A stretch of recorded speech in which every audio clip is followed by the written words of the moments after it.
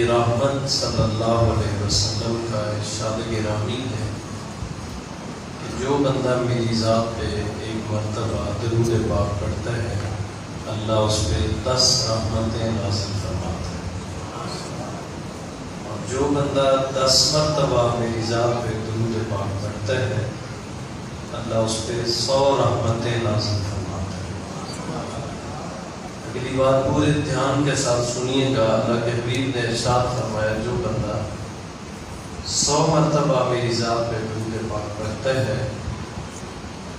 اس کی پیشانی پہ، اس کے ماتھے پہ، دونوں آنکھوں کے درمیان میں لکھ دیا جاتا ہے کہ یہ بندہ منافقت کی بیماری سے بھی پاک ہے اور جہنم کی آگ سے بھی اس کو بند کر دیا گیا ہے۔ اتنی خوبصورت ایصال ثواب کی بزم ہے، میں سمجھتا ہوں کہ ہمارے سے کوئی بھی ایسا نہ ہو جو اس سعادت سے محروم رہے۔ ہم سارے مل کے پڑھیے الصلاۃ والسلام، آخری بندے تک سب مل کے پڑھیے الصلاۃ والسلام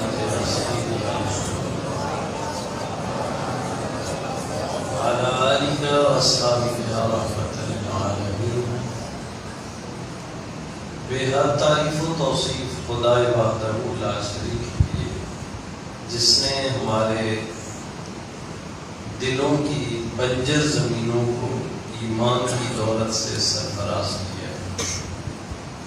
بے حد و بے حساب لا تعداد انگنت درود و سلام حضور نبی اکرم نور مجسم شفیع معظم صلی اللہ علیہ وبارک وسلم کی بارگاہ بقسمتہ میں جنہوں نے ہمارے مانگے بغیر، ہماری محنت کوشش کے بغیر، ہماری تمنا کے بغیر ہم جیسے گناہگاروں کو اپنی غلامی اور اپنی نوکری کے لیے منتخب کیا ہے۔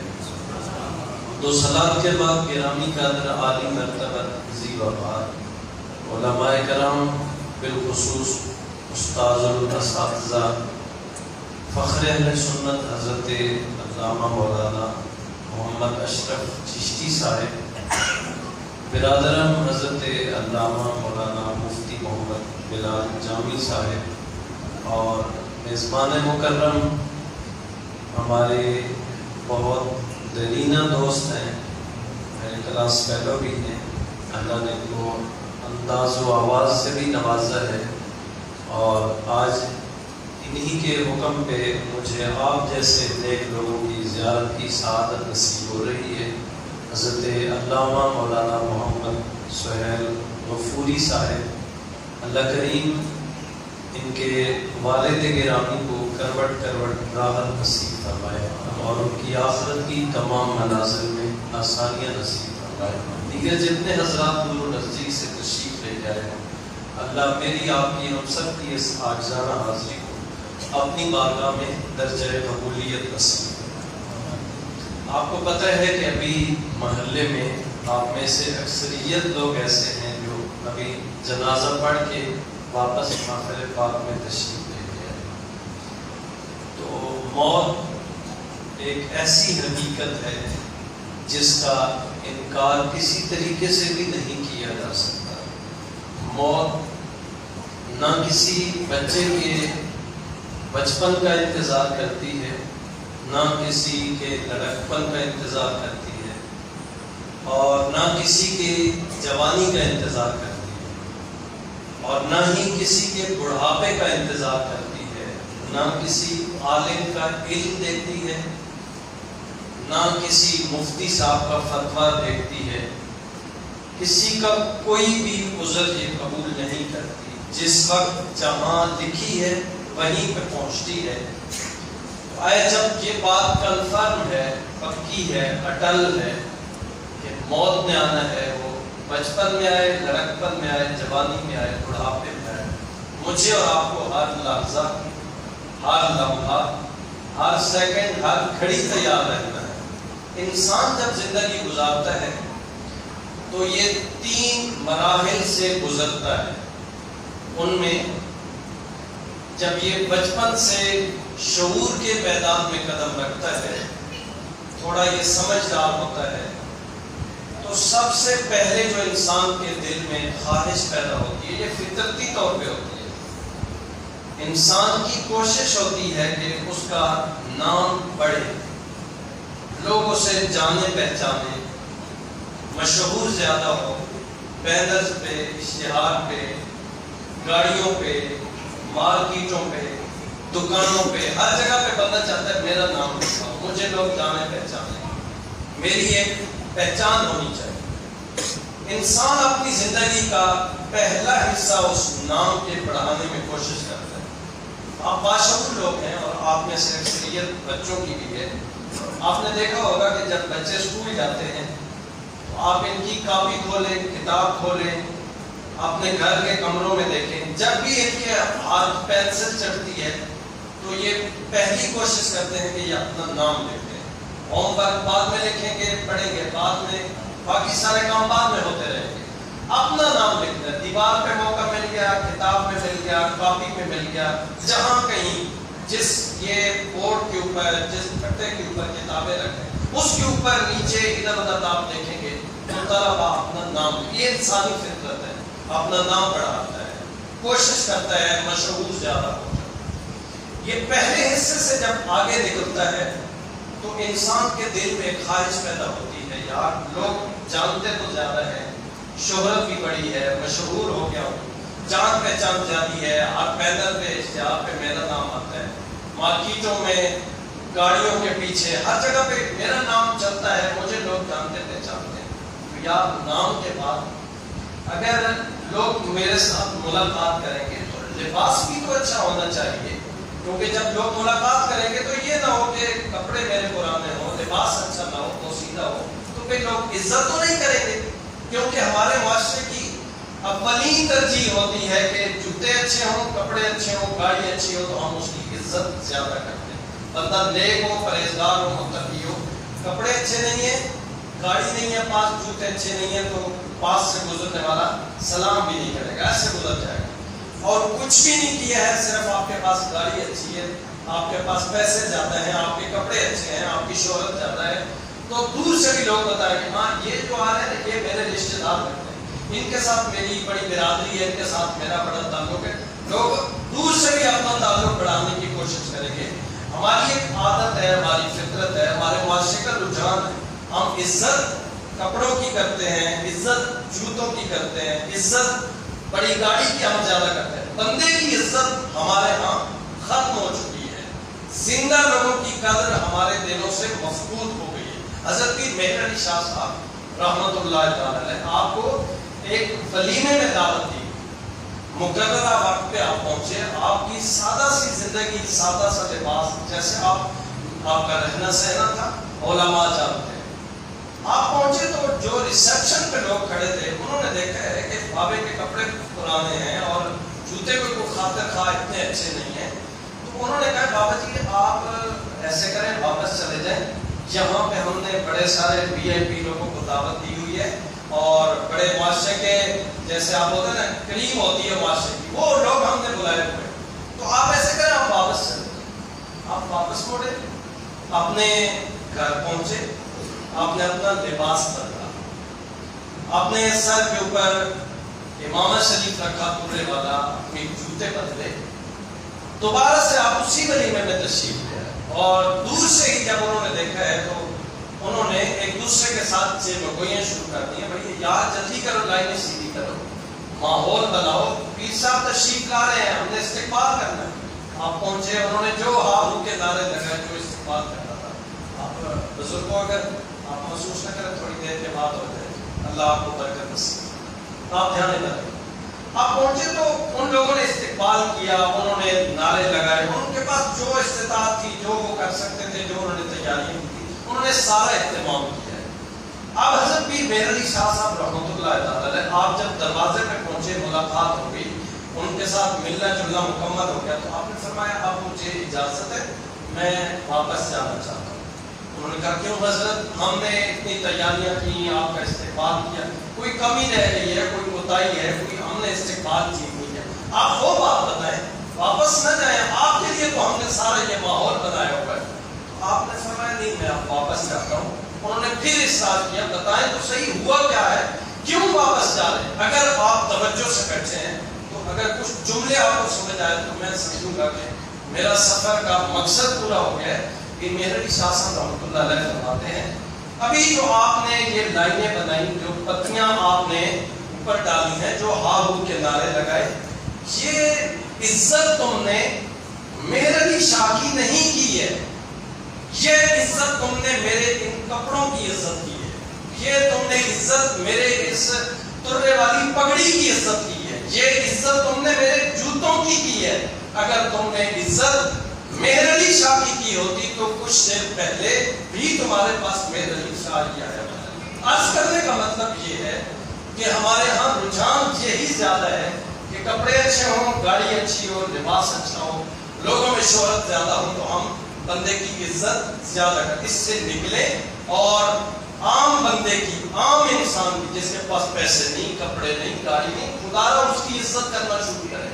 ہمارا دین, ہمارا اسلام, ہمارا مذہب اس چیز کا درس نہیں دیتا ہے, بلکہ میرے حضور نے تو ارشاد فرمایا صلی اللہ علیہ وسلم, آپ نے تو فرمایا کہ اس کو جانتے ہو یا نہیں جانتے ہو, پہچانتے ہو یا نہیں پہچانتے, اس کو سلام کیا کرو. ہمارا دین, ہمارا مذہب, ہمارا اسلام تو یہ درس دیتا ہے, لیکن یہ ترجیحات ہماری ختم ہو گئی. میں عرض کر رہا ہوں کہ بندہ اپنی زندگی کا دوسرا حصہ لباس کے لیے لگاتا ہے. کس کے لیے؟ بولیے, سمجھانے کے لیے, تاکہ آپ کو یاد رہے. آپ صبح اٹھے تو یہ نہ کہ مولوی صاحب ایسے کانوں پہ ہاتھ رکھے اور چلے گئے, تاکہ آپ کو بات یاد رہے. دوسرا حصہ انسان زندگی کا لباس کے لیے لگاتا ہے. کس کے لیے لگاتا ہے؟ لباس کے لیے. لباس بندے کا اچھا ہو جاتا ہے تو لباس کے بعد انسان کی کوشش ہوتی ہے کہ انسان اپنا مکان اچھا بنائے, اور مکان کے لیے انسان کوشش کرتا ہے صبح شام, سردی گرمی, اوور ٹائم لگاتا ہے. بلکہ آج کل تو اگر کسی بھائی سے سوال کیا جائے تو آگے سے بتایا جاتا ہے کہ بھائی حلال حرام ملا کے اتنی ساری بن جاتی ہے. اللہ معاف فرمائے, ہم یہاں پہنچ گئے ہیں. تو مطلب یہ ہے کہ بندہ گھر بار چھوڑتا ہے, بیرون ملک کے سفر کرتا ہے, سردی گرمی برداشت کرتا ہے, اوور ٹائم لگاتا ہے, اپنی ساری مشکلات برداشت کرتا ہے. کیوں؟ اس وجہ سے کہ یار نام اتنا مشہور ہے, لباس اتنا اچھا ہے, تو جب لوگ ملاقات کے لیے آئیں گے تو مکان بھی تو اچھا ہونا چاہیے, کوٹھی ہونی چاہیے, 2-4 نوکر جا کر 2-4 گاڑیاں کھڑی ہو, آنے والوں کو پتہ تو چلے کہ صرف نام زیادہ نہیں ہے, صرف لباس اچھا نہیں ہے, مکان بھی بہت اچھا ہے. انسان اپنی زندگی ان 3 مرحلوں سے گزر کے آخری مرحلے تک پہنچتا ہے. اب جب یہاں پہنچتا ہے تو اس وقت حالت یہ ہوتی ہے کہ انسان کی آنکھوں میں نظر کمزور ہو جاتی ہے. ہاتھ بندے کے ان کے اوپر کبھی تاری ہوتی ہے. بندہ گلاس اٹھاتا ہے, منہ تک جاتے جاتے آدھا پانی قمیض پہ گر جاتا ہے, آدھا جب منہ کے قریب جاتا ہے تو وہ بھی پورا منہ میں نہیں جاتا, کچھ یہاں سے بھی نیچے گر جاتا ہے. اتنے ہاتھ کامتے ہیں, ٹانگوں میں سکت ختم ہو جاتی ہے. انسان اپنے کمرے سے مین دروازے پہ آتا ہے تو 3 مرتبہ راستے میں سانس نکالتا ہے, پھر مین گیٹ تک پہنچتا ہے. حالت یہ ہو جاتی ہے, چہرے پہ لکیریں بن جاتی ہیں, نظر صحیح نہیں آتا. کوئی بندہ بات کرتا ہے, بندہ کہتا ہے یار دوبارہ بتاؤ, مجھے سنائی نہیں دے رہا, یار اونچی آواز سے بولو, مجھے سنائی نہیں دے رہا. نظر بھی ختم, سماعت بھی کمزور ہو گئی ہے, ٹانگوں میں سکت نہیں ہے, ہاتھ صحیح طریقے سے کام نہیں کر سکتے. اب بندہ یہاں پہنچ گیا ہے, نام بناتے ہوئے, لباس بناتے ہوئے اور مکان بناتے ہوئے. جب بندہ اس مرحلے تک پہنچتا ہے تو آخر بندے نے موت کے دروازے پہ بھی جانا ہے. حضرت مولا کائنات فرماتے ہیں یہ موت ایک ایسا پیالہ ہے جس کو ہر کسی نے منہ لگانا ہے. اور آپ ہی کا ایک قول مبارک ہے, آپ فرماتے ہیں موت ایک ایسا پل ہے جس سے ہر کسی نے گزرنا ہے, جس سے گزرے بغیر بندے کا کوئی چارہ نہیں. اب بندے کے اوپر وہ نوبت آتی ہے کہ موت کا فرشتہ بندے تک پہنچ جاتا ہے, روح کف سے انصری سے پرواز کرتی ہے. تھوڑا سا آپ کا دھیان چاہیے, توجہ چاہیے.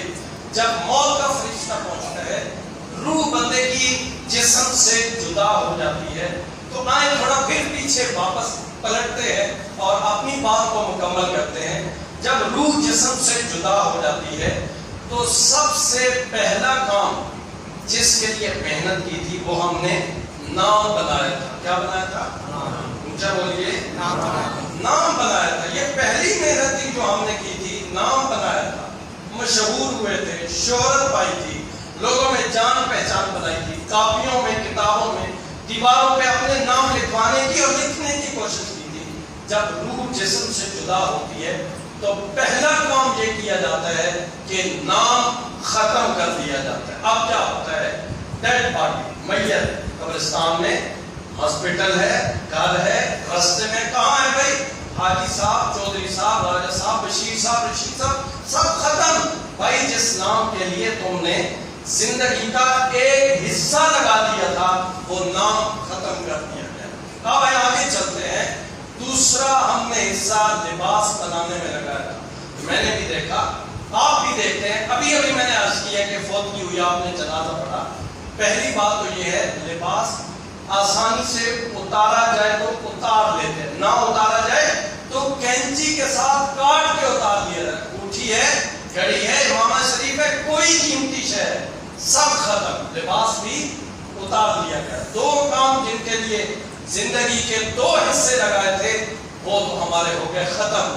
اب آگے تیسرے حصے پہ جو ہم نے حلال حرام کی تمیز کیے بغیر، اللہ معاف فرمائے، آپ اچھے لوگ ہیں، نیک لوگ ہیں، آپ حلال کے لیے کوشش کرتے ہوں گے، لیکن اکثریت معاشرے کی ایسی ہے جن کو یہ پتہ نہیں چلتا، وہ حلال حرام کی تمیز کیے بغیر اس مرحلے تک پہنچتے ہیں۔ تو ہم نے تیسرا حصہ مکان کے لیے لگایا تھا، اور وہ اپنی اولاد کے لیے، اپنے رشتہ داروں کے لیے، اپنے سکون کے لیے لگایا تھا۔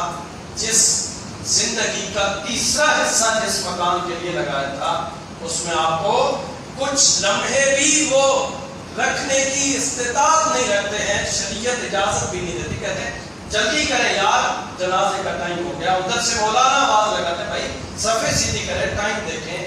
رشتہ دار کہتے ہیں بھائی جلدی کرو جنازہ پڑھو، ہمارا سفر بہت لمبا ہے، ہم نے واپس بھی جانا ہے۔ دوست احباب بھی یہی بولی لگاتے ہیں۔ تو پھر ہم نے کیا کیا ہے؟ نام بنایا تھا وہ بھی ختم ہو گیا، لباس بنایا تھا وہ بھی اتار دیا گیا ہے، مکان بنایا تھا وہ بھی، اس میں بھی ہمیں رہنے نہیں دیا جا۔ تو پھر ہم نے زندگی میں کیا کیا ہے؟ پھر ہم نے زندگی میں کمائی کون سی کی ہے؟ آئے تھے اور مر گئے، یہی کام کیا تھا۔ آئیں ذرا تھوڑی سی اور آپ کی توجہ چاہیے آج کی اس خوبصورت نشست میں۔ اللہ کریم میرے بھائی کے والد گرامی کی مغفرت فرمائے۔ اگر آپ کو ایک جملہ سمجھ آیا اور کسی نے اس سے اپنی زندگی کا قبلہ درست کر لیا، دیکھیں تین حصے تھے، نام ختم، لباس ختم، مکان بھی ختم۔ آج کی اس نشست میں ایسی خوبصورت چیز آپ کے دل و دماغ تک پہنچانے کی کوشش کرتا ہوں، اگر وہ بات آپ پلے باندھ لیتے ہیں اور زندگی اس کے مطابق گزارتے ہیں تو منبر رسول پہ پوری گارنٹی کے ساتھ، پورے یقین کے ساتھ آپ کو بتا سکتا ہوں نام بھی سلامت رہے گا، لباس بھی سلامت رہے گا، مکان پہ بھی رونق لگی رہے گی۔ مولانا آپ کیا کہنا چاہتے ہو؟ میں عرض کرنا چاہتا ہوں کام کرنا ہے صرف ایک، اور کرنا پوری توجہ کے ساتھ ہے، پورے اہتمام کے ساتھ ہے، ساری چیزوں کو اللہ سلامتی نصیب فرمائے گا۔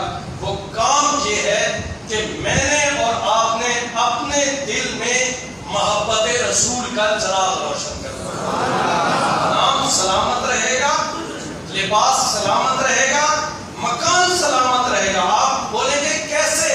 میں آپ کو اگر مثال سے سمجھاؤں تو آپ اگر رات کے 1:30 بجے بھی لاہور کی دھرتی پہ حضرت داتا علی حجویری کے مزار پر انوار پہ چلے جاتے ہیں تو لباس بھی سلامت ہے، نام بھی آج کتنی صدیوں گزرنے کے بعد لوگ جانتے ہیں، اور رات کے 2 بجے بھی جائیں گے تو آپ کو ویرانگی نظر نہیں آئے گی، وہاں سے تجھے قرآن کی تلاوت کی آواز آئے گی۔ اتنی صدیاں یار ان کا گزر گئی، انہوں نے کیا کیا ہے؟ انہوں نے صرف یہی کیا تھا، محبت رسول کا چراغ روشن کیا۔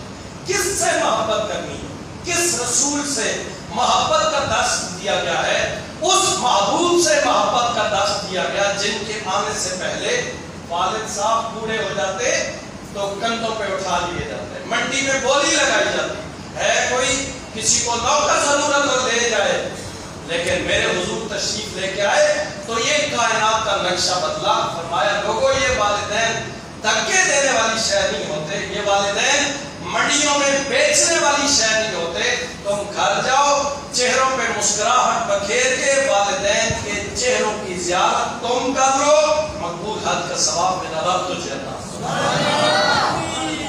یہ میرے حضور نے اس نبی سے محبت کر، اور محبت بھی صرف نعروں تک محدود نہ رہے، محبت بھی صرف بینرز تک، اشتہاروں تک محدود نہ رہے، محبت بھی صرف زبان تک محدود نہ رہے، ہمارا چال چلن، اٹھنا بیٹھنا، طور طریقے، ساری چیزیں جب محبت رسول میں ڈھل جائیں گی، گم ہو جائیں گی، تو ارشاد باری تعالی ہے وَالْوَزْنُ يَوْمَئِذٍ الْحَقُّ، قیامت کے دن اعمال کا وزن کیا جائے۔ یار ہم جب نماز پڑھتے ہیں تو نماز ہم تول کے پڑھتے ہیں، بولیں تول کے پڑھتے ہیں؟ اچھا تلاوت کرتے ہیں تو کیسے کرتے ہیں؟ تول کے کرتے ہیں۔ حج اور عمرے کی سعادت نصیب ہوتی ہے تو تول کے کرتے ہیں۔ تو ہمیں جب پتہ ہی نہیں ہے کہ ہمارے اعمال کا وزن کیسے کیا جائے تو ہمیں پتہ کیسے چلے گا ہماری نماز بھاری ہے یا ہلکی ہے، ہمارا حج بھارا ہے یا ہلکا ہے، ہماری تلاوت بھاری ہے یا ہلکی ہے؟ تو آؤ اسی معیار پہ اس کو تول لیتے ہیں۔ میں آپ کو عرض کیے دیتا ہوں، ہمارے جتنے اعمال اللہ رسول کی بارگاہ میں جب پیش کیے جائیں گے تو جتنے اعمال محبت رسول سے خالی ہوں گے اتنے ہلکے ہوتے جائیں گے، اور جتنے ہمارے اعمال محبت رسول میں ڈال کے اللہ کی بارگاہ میں پہنچیں گے اتنا ان کا وزن اللہ کی بارگاہ میں بھاری ہوتا ہے۔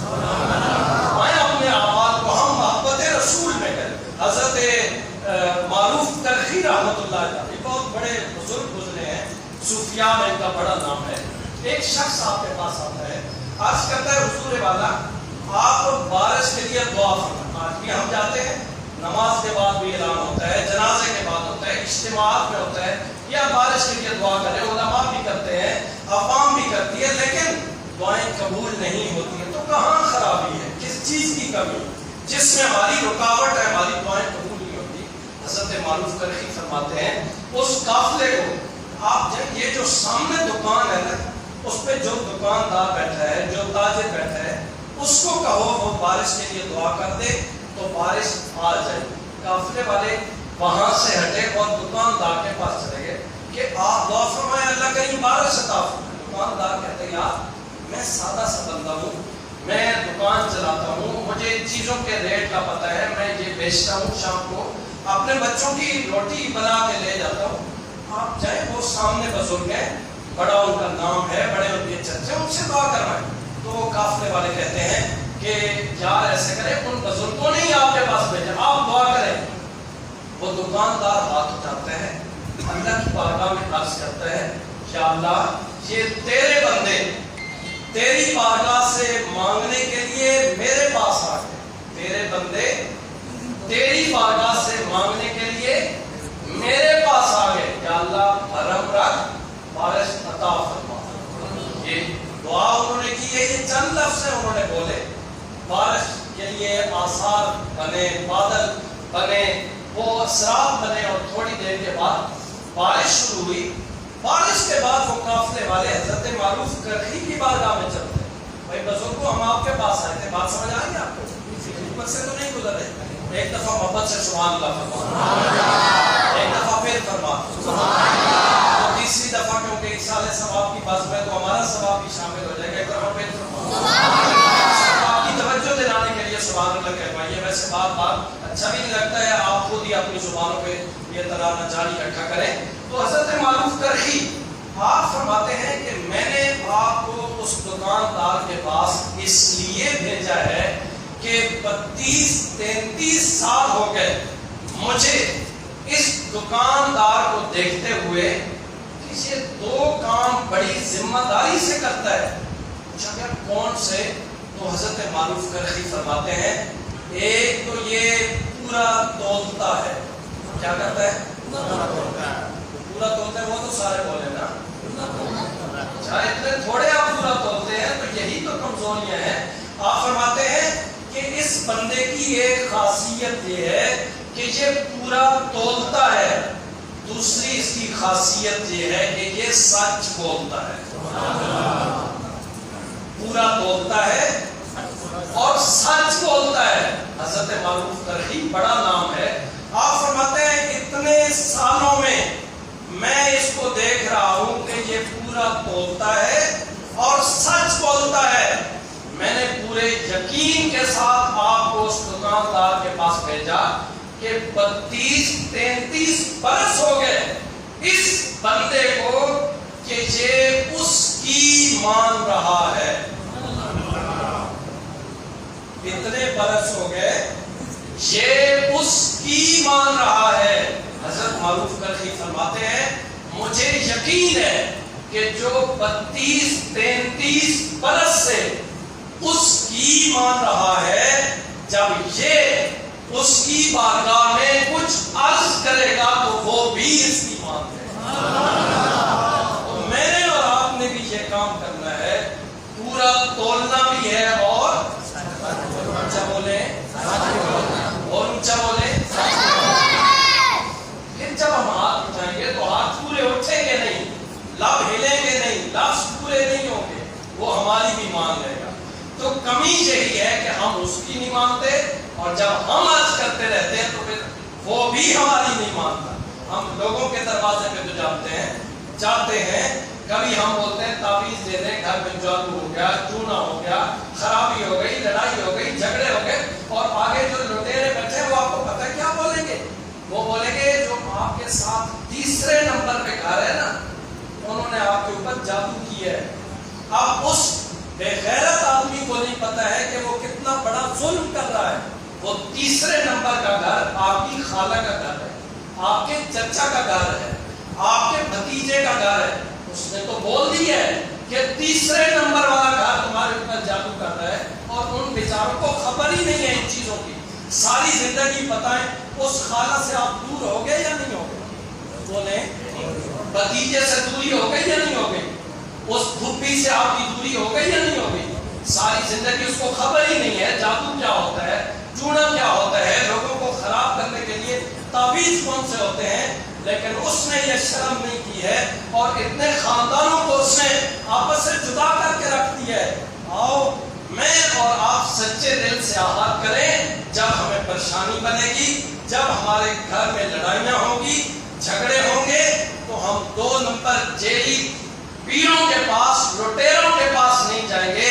ہم اللہ کا قرآن کھولیں گے. اللہ کریم ہمارے ساتھ اس کے دروازے کھلے ہوتے ہیں. ایک ڈاکٹر گزرا ہے، بس میں آخری باتیں کر کے گفتگو مکمل کر لیتا ہوں. سعودیہ کا یہ ڈاکٹر ہے اور اس کا نام ہے ڈاکٹر محمد عمر.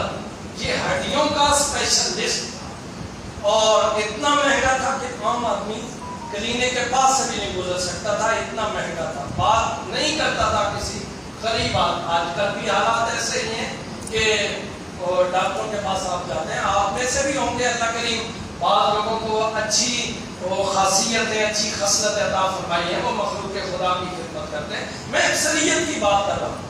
اور وہ ڈاکٹر عمر بھی انہی لوگوں میں سے ایک تھا.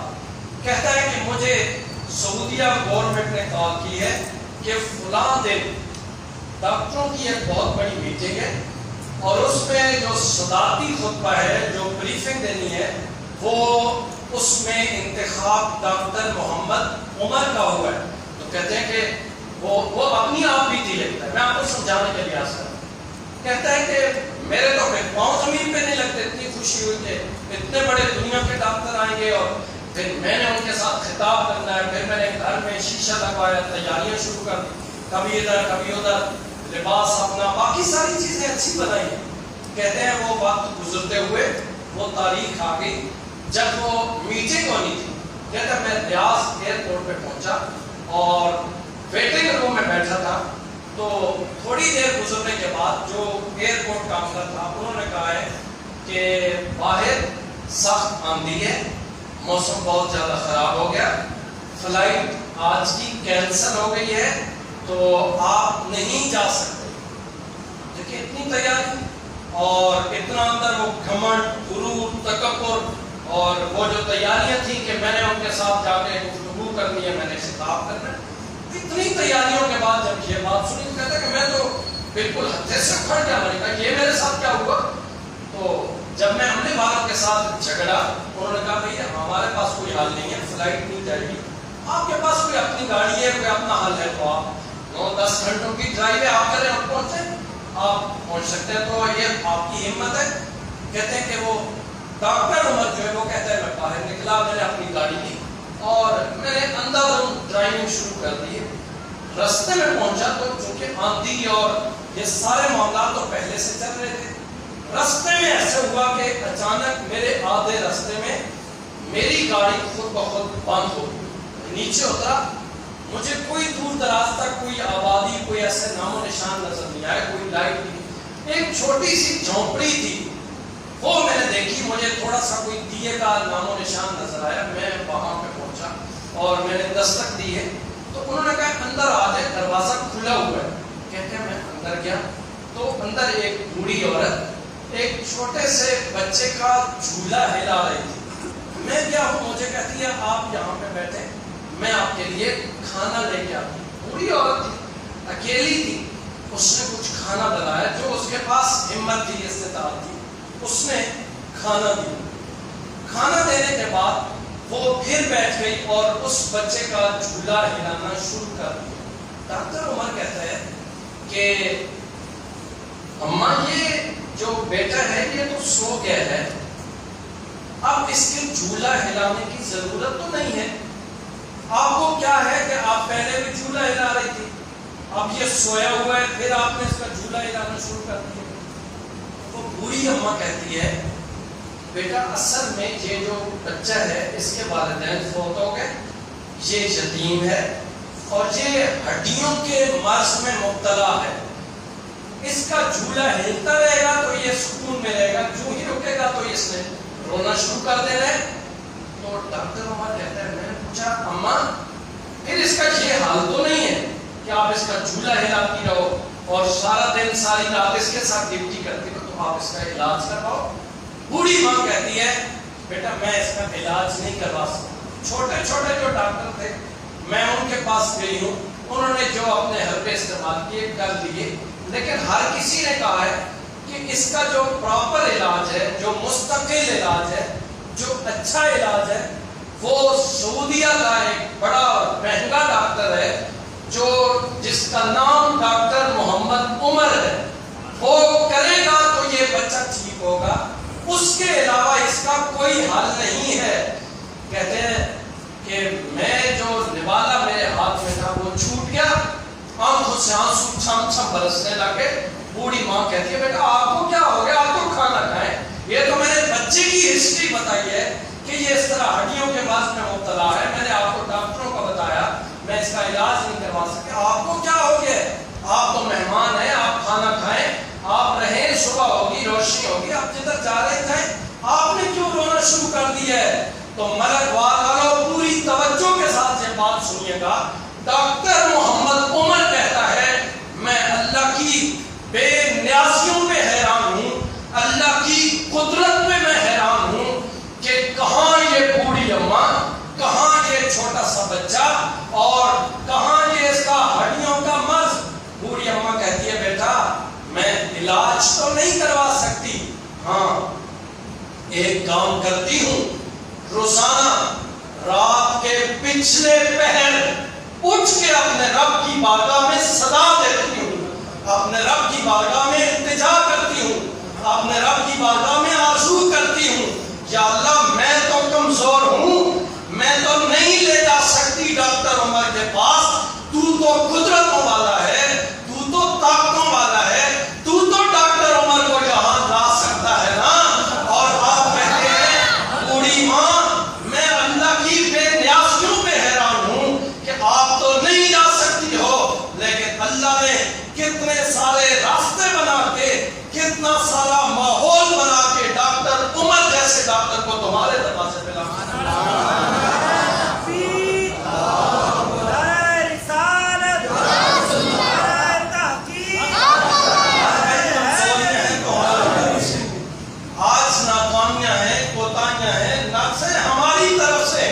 اس کے دروازے آج بھی کھلے ہیں.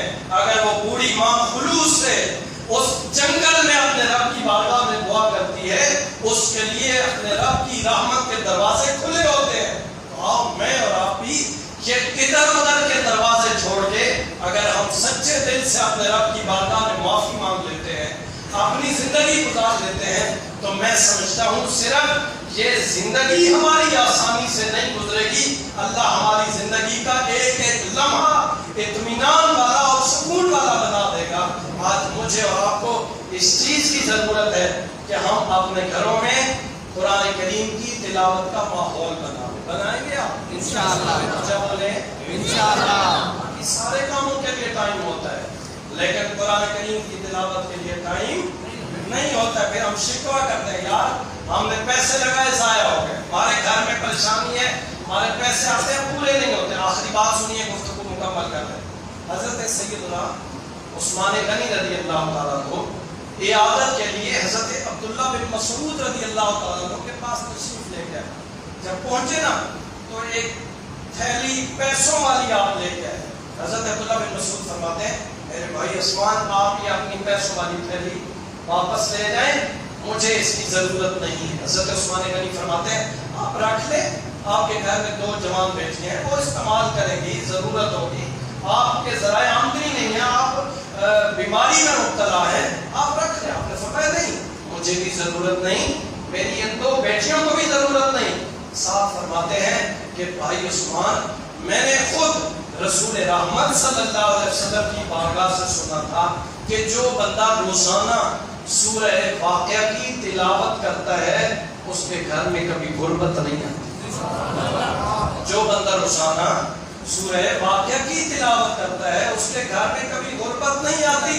حضرت عبداللہ بن مسعود فرماتے ہیں کہ میرے بھائی عثمان، مجھے کوئی غربت کا ڈر نہیں ہے، کیونکہ میں اور میری یہ دونوں بیٹیاں اس وقت تک ہم سوتے نہیں ہیں جس وقت تک ہم سورہ واقعہ کی تلاوت نہیں کرتے۔ تو خدا را اپنے گھروں میں تلاوت قرآن کا ماحول بنا لیں۔ جب آزان ہوتی ہے تو مسجد میں اللہ کی بارگاہ میں سجدہ ریز ہو۔ اللہ جب بندے کے ساتھ ناراض ہوتا ہے تو بندے کا رزق بند نہیں کرتا ہے، بندے کا رزق بند نہیں کرتا ہے۔ کیا کرتا ہے؟ علماء فرماتے ہیں اللہ جب بندے سے ناراض ہوتا ہے رزق بند نہیں کرتا ہے، کیسے اظہار کرتا ہے؟ فرماتے ہیں اللہ جس بندے کے ساتھ ناراض ہوتا ہے اس بندے سے سجدوں کی توفیق لے دیتا ہے، جھکنے نہیں دیتا اپنی بارگاہ۔ آپ کی گلی میں اللہ نہ کرے آپ کا کوئی دشمن ہو، کوئی جس کے ساتھ آپ کی نہیں لگے، آپ بولتے نہیں ہماری گلی میں نہ آیا کرو، ہمارے سامنے سے نہ گزرا کرو۔ اللہ جب بندے سے ناراض ہوتا ہے تو اس کا اظہار یوں کرتا ہے کہ سجدوں کی توفیق لے لیتا ہے۔ کہیں میں اور آپ بھی وہی بدبخت تو نہیں ہے کہ ہم مسجد کے پاس سے گزرے تو کہیں نماز کا ٹائم گزر دے تو پھر نکل جائیں گے۔ تو آؤ آج سے عہد کرو، ایک تو گھروں میں تلاوت قرآن کا ماحول بنائیں گے اور دوسرا اپنی پیشانیوں کو سجدے کی لذت کے ساتھ آباد کریں گے۔ اللہ کریم میرے آپ کے یہاں پہ بیٹھنے کے لمحات اور جو جملے میں آپ تک پہنچا سکتا تھا میں نے کوشش کی ہے، اللہ کریم مجھے اور آپ کو قابل عمل باتوں پہ عمل کی توفیق نصیب فرمائے۔ ہمارے دیگر دعاگو ہیں ان علماء کی موجودگی میں مجھے سب کے نام آتے نہیں تھے، ایسے میں سعادت سمجھتا ہوں آپ کے نام لینا۔ اللہ کریم سب کی حاضری کو اپنی بارگاہ میں قبول فرمائے۔ اور برادران علامہ محمد سہیل غفوری صاحب آپ کے والد گرامی کو اللہ کروٹ راحت نصیب فرمائے۔ جس محبوب کی باتیں کی ہیں قبر میں اللہ کریم ان کی پہچان اور شفاعت نصیب فرمائے۔ وآخر دعوانا الحمدللہ رب العالمین۔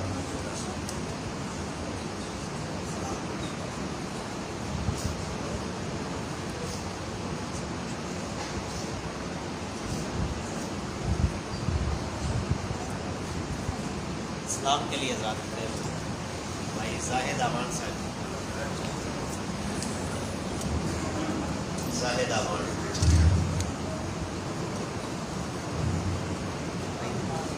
صفا جانے والا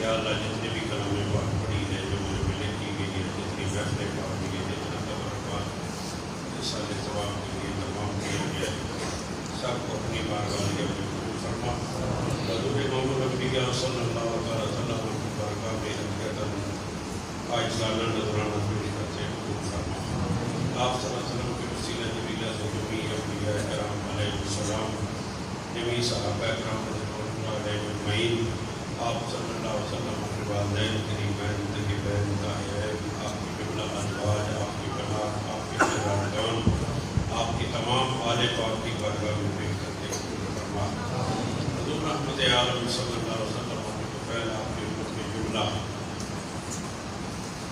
آئمہ کبار کی ارباب مثال کرتے ہیں فرما یا اللہ جملہ اولیاء کرام کی بارگاہ میں پیش کرتے ہیں حضور غوث پاک سرکار حضور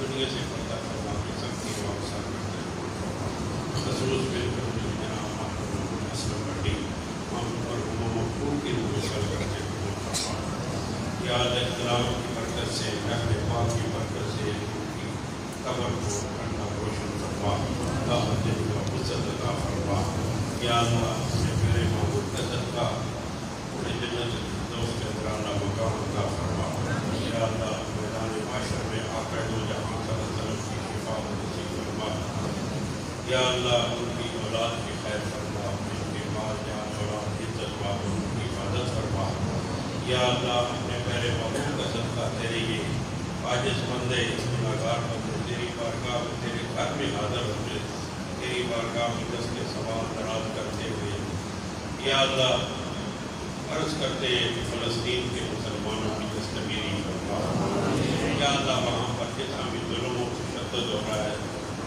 جبر ہے یا اللہ اس سے ان کو نجات عطا فرما جتنے لوگ فلسطین کے اندر جامع شہادت روز کر چکے ہو یا اللہ کی شہادت کو قبول فرما کے ان کے درجے بلند فرما یا اللہ جو زخمی ہوئے ہیں ان کی دستگیری فرما کے کوئی شکایت نہیں عطا فرما یا اللہ اپنے پیارے محبوب کا صدقہ فلسطین کے مسلمانوں کو فتح و نصرت عطا فرما پوری دنیا کے مسلمانوں کو ان کی مدد کرنے کی توفیق عطا فرما ہمارے دنیا اسلام کے حکمرانوں کو یا اللہ اتحاد کی دولت نصیب فرما کے سب کو مل کر فلسطین کی مدد کرنے کی توفیق عطا فرما یا اللہ اپنے پیارے حبیب کا صدقہ جہاں جہاں بھی مسلمان کسی بھی ظلم کا شکار ہے انہیں نجات عطا فرما یا اللہ کشمیر کے مسلمانوں کی مدد فرما یا اللہ ہمیں حضور سید عالم صلی اللہ علیہ وسلم کی سچی سچی محبت آپ کی اطاعت آپ صلی اللہ علیہ وسلم کی